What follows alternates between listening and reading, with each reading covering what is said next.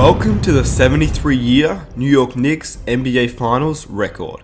So the other day, I was scrolling through Reddit and I came across a post by Quintel Woods, and I'll leave his Reddit link post in the description box down below. But basically, the title of his Reddit post was the 73-year NBA tradition that nobody knows about. Every single NBA Finals featured, a player was a New York Knick at some point in his career. And I read that, and my first thought was, how does a team with only 2 NBA championships have a 73-year record of making the NBA Finals? And then my next thought was to actually look at the Reddit post, and what I saw was pretty cool, so I wanted to share it with you guys on here.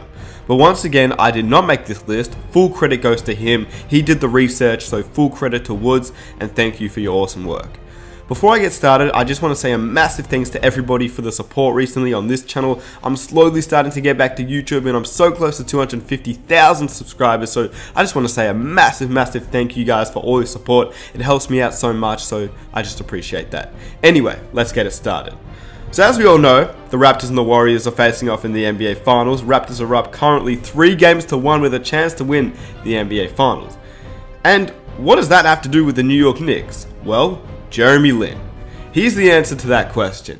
Yeah, whilst he's only logged around 30 minutes through the entire playoffs all up this year, he's continued history by being the past New York Knicks player to make an NBA Finals each year since the 1946-1947 season. So let's rewind. Back to 1947.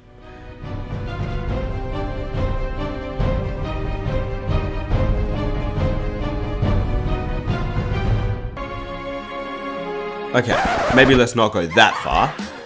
So I won't go through it, but you guys can look at the entire list in the description box down below. But we're going to start in 1970 because at least we're going to know a few players from 1970, and that is when the New York Knicks won their first NBA championship. Sometimes an entire team can rise to the occasion together. In 1970, that team was the New York Knicks. Now before I get started though, if you want to challenge yourself, just guess who you think the player was for that specific season before I say it, and put it in the comment section of what you got. It's harder than you think, by the way, but to make it easier for you, start from the year 2000 and see how well you go. Okay, so now we're in 1970, and this was the first time the Knicks had made the finals and won, thanks to Willis Reed. With the series tied at 2-2, the Knicks would be tested in Game 5. Willis Reed tore a muscle in his right leg in the second quarter and was lost for the rest of the game. Despite his absence, New York went on to win the game, rallying from a 16-point deficit. Without their injured captain, the Knicks lost in Game 6, setting up one of the most famous moments in NBA history. Reed limped onto the court before the 7th game, determined to play through the pain of the injury. He ended up hitting 2 opening shots, and that was it for the rest of the game. But that's all the Knicks needed. In 1971, the Bucks won the championship, and they beat the Washington Bullets, in which Earl Monroe was a part of. In 1972, the Lakers beat the Knicks, so we'll just say it's Walt Frazier. In 1973, the Knicks won again, so we'll say it's Willis Reed. And in 1974, the Bucks versus the Celtics faced off in the NBA Finals. The Celtics won, and Dick Garrett played for the Bucks. In 1975, it was the Warriors winning against the Bullets, and Butch Beard played for the Warriors. In 1976, the Celtics beat the Suns, and Dick Van Arsdale played for the Phoenix Suns. In 1977, it was the Blazers beating the Philadelphia 76ers, with Henry Bibby playing for the Philadelphia 76ers. In 1978, it was the Washington Bullets versus the Seattle Supersonics, and Marvin Webster played for Seattle. In 1979, it was the Seattle Supersonics once again versing the Bullets. This time the Sonics got up and won the series, whilst Lonnie Shelton was a member of the Knicks and the Supersonics. In 1980, it was the Lakers beating the Philadelphia 76ers, with Mo Cheeks being a member of the Philadelphia 76ers and the New York Knicks. In 1981, Gerald Henderson was a part of the Boston Celtics, and they won the NBA championship against the Houston Rockets.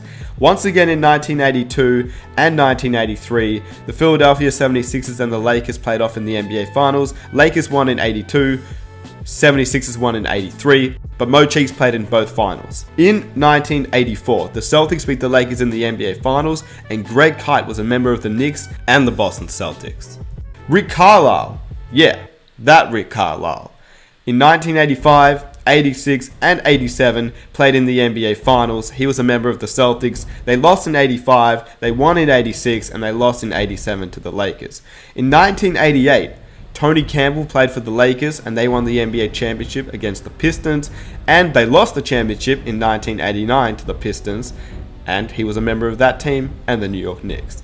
In 1990, Buck Williams played for the Blazers, but they lost to the Pistons in the NBA Finals. In 1991, Bill Cartwright, a member of the Chicago Bulls and Michael Jordan's team, won the NBA championship against the Lakers, and he was also a member of the New York Knicks. Back to Buck Williams in 1992, the Blazers lost to the Bulls, but he was a member of the New York Knicks at one point. In 1993, the Bulls versus the Suns in the NBA Finals, and Trent Tucker was a member of the Chicago Bulls. In 1994, it was the Rockets versus the Knicks, so obviously Patrick Ewing, a member of the New York Knicks. They ended up losing, but shout out to Patrick Ewing. 1995, it was the Rockets versus the Magic, and Penny Hardaway was a member of the Orlando Magic, and then later on in the New York Knicks. 1996, the Bulls vs Seattle Supersonics. Luke Longley was a member of the Knicks and the Bulls, who won the NBA championship in 96. In 1997, Howard Isley played for the Utah Jazz and they lost to the Chicago Bulls in 97. He once played for the New York Knicks as well. Shannon Anderson the year after, because it was a back-to-back year with the Jazz and the Bulls, Shannon Anderson played for the Knicks and the Utah Jazz. In 1999, it was the Spurs vs the Knicks. Once again, the Knicks lost in the NBA Finals, and Larry Johnson, we're going to put him up there as the New York Knicks player. In the year 2000, Glenn Rice, a member of the Lakers versus the Pacers. The Lakers won the NBA championship, and yeah, that's Kanye West, so never mind. Tell me they don't look the same though. In 2001, it was the Lakers versus Sixers in the NBA Finals. As we remember, Allen Iverson, but Dikembe was on that team and he played for the New York Knicks as well. In 2002, it was the Nets versus the Lakers. The Nets lost, the Lakers won. Jason Kidd was a member of the Knicks and the New Jersey Nets. In 2003, Malik Rose. He played for the Spurs, who beat the Nets in the NBA Finals. In 2004, it was the Pistons versus the Lakers in the NBA Finals. Rasheed Wallace played for the Pistons, who won the NBA championship, and then later on as a member of the New York Knicks. In 2005, it was the Spurs versus the Pistons. Nazir Muhammad played for the Spurs and the Knicks, and they won the NBA championship.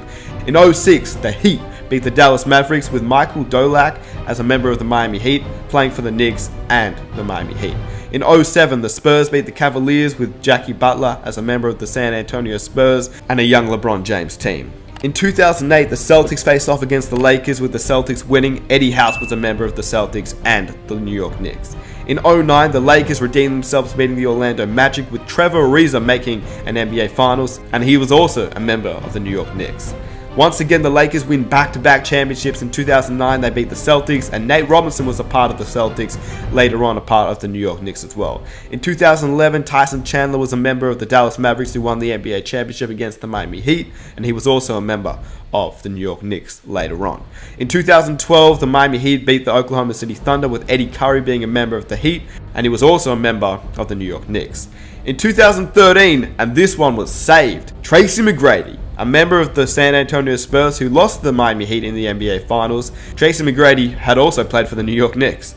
In 2014, the Spurs redeemed themselves. They beat the Heat. Tony Douglas was a member of the Miami Heat, and he also played for the New York Knicks as well. In 2015, the Golden State Warriors beat the Cleveland Cavaliers. David Lee was a great part of the Knicks, but he was also a great part of the Golden State Warriors, who won the championship. In 2016, LeBron James finally got his redemption and won a championship for Cleveland. They beat the Warriors, with Channing Frye being a member of the Cleveland Cavaliers and also a member of the New York Knicks. In 2017, the Warriors won the championship against the Cavs once again. Matt Barnes was a member of the Knicks and the Warriors. In 2018, once again, the Warriors won and they beat the Cavaliers. J.R. Smith was a member of the Cavs, who was also a part of the New York Knicks. And in 2019, Jeremy Lin, a part of the Raptors who were facing the Warriors with a chance to win the NBA championship this year, he was a part of the New York Knicks as Linsanity. But what's crazy about all this is that if Kawhi never hit that Game 7 shot to beat the 76ers, and it was the 76ers and Bucks in the conference finals, whoever came out of that series would have ended this 72-year tradition. So I want to end with this quote from Quintel Woods himself, who said, "Maybe the point is to appreciate guys like Dick Garrett, Rick Carlisle, who spent 26 games with the Knicks, ensuring the streak didn't die. in 1987. Or Slater Martin, whose 13 games with the Knicks allowed the streak to be 4 seasons long. And now, 69 years later, the streak carries on, thanks to Jeremy Lin. Maybe this is what Linsanity was all about. And with that being said, I hope you guys enjoyed the video. Something that's a little bit different that I saw online, and I thought it would be cool for you guys that didn't know about the streak to hear about the streak. So huge shout out to Woods, whose link is in the description box down below. If you enjoyed this video, be sure to leave a like, subscribe if you're new, and be sure to turn on your notifications. Follow me on Instagram. Thanks for all the support, and I'll see you in my next video. I am out. Peace.